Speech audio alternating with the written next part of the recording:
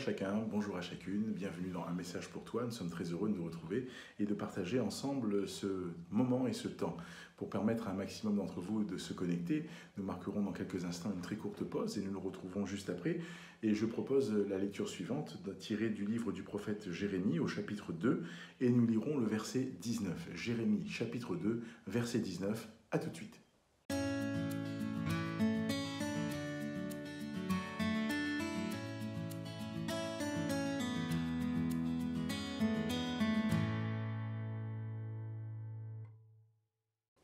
Nous poursuivons notre partage et nous saluons tous et toutes celles qui nous ont rejoints.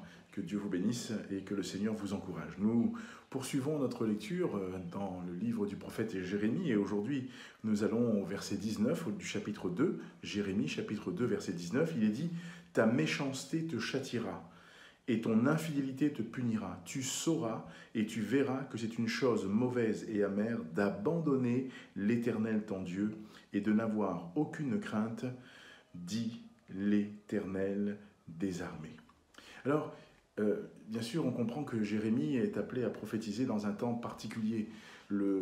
Sa propre famille sera contre lui, le peuple, là encore, est contre lui, tout est contre lui.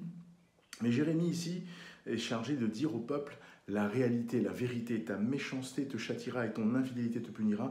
Et il est dit, tu sauras et tu verras que c'est une chose mauvaise et amère d'abandonner l'Éternel ton Dieu et de n'avoir de moi, aucune crainte, dit le Seigneur, l'Éternel des armées. Jérémie est appelé à prononcer des paroles qui sont dures.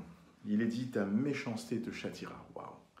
Vraiment, il y a un point important sur lequel j'aimerais qu'on s'arrête quelques instants.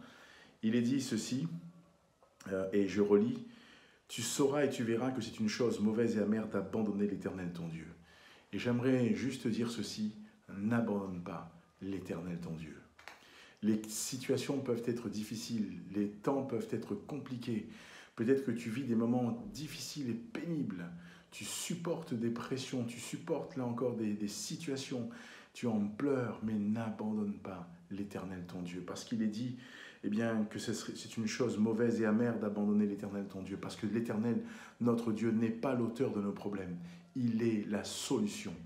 Et lorsque Jérémie parle et prophétise et dit ces paroles, il ajoute, parce que Dieu lui demande de le faire, de n'avoir de moi aucune crainte. C'est-à-dire que Dieu n'est pas, voyez-vous, notre débiteur, mais Jérémie dit au peuple, vous n'avez même plus de crainte envers l'Éternel, votre Dieu. Quelle difficulté, et nous pourrions le dire, quelle honte. Non, mais vraiment, Dieu veut lancer un appel à son peuple, et Dieu lance un appel à chacun d'entre nous. Ne l'abandonnons jamais. Gardons toujours nos regards fixés sur lui. Et quand nous nous sentons faibles, nous n'avons plus de force, confions-lui toujours et encore notre vie. Et si notre main est devenue languissante, tendons-lui la main, dites-lui Seigneur, disons-lui Seigneur, viens me secourir. Jésus est venu afin d'accomplir le sacrifice parfait. En accomplissant ce sacrifice parfait, Jésus nous introduit dans, là encore, une dimension de vie, une qualité de vie qui, là encore, est celle de Dieu. Alors, pourquoi rester dans notre problème seul en pensant que Dieu est en dehors de notre situation? Dieu est avec nous. Et Dieu veut, là encore, nous rassurer. Dieu veut nous rappeler que lorsque nous lui faisons confiance, lorsque nous n'abandonnons pas, là encore, notre foi en lui, nous tenons ferme, nous tenons les regards fixés sur lui, alors la délivrance poindra, le secours de l'Éternel sera pour nous et nous verrons sa main agir. J'aimerais juste dire ceci, et c'est ce qui revient, ce qui est très fort sur mon cœur, n'abandonne pas l'Éternel, ton Dieu. Que le Seigneur te bénisse. Si tu ne le connaissais pas encore, il y a un QR code qui s'affiche, il y a une adresse. Tu peux, là encore, flasher ou recopier et tu seras ramené sur une page intitulée « Un guide pour la vie ». C'est tout à fait gratuit, mais c'est nécessaire pour que tu puisses aller un peu plus loin dans ta marche. Alors, fais le parcours et que le Seigneur t'encourage. Partage aussi la vidéo autour de toi à tes amis, tes collègues, les membres de ta famille, mais nous prions que Dieu t'encourage. Ne baisse pas les bras, n'abandonne pas l'Éternel, ton Dieu. Que Dieu te garde et te bénisse.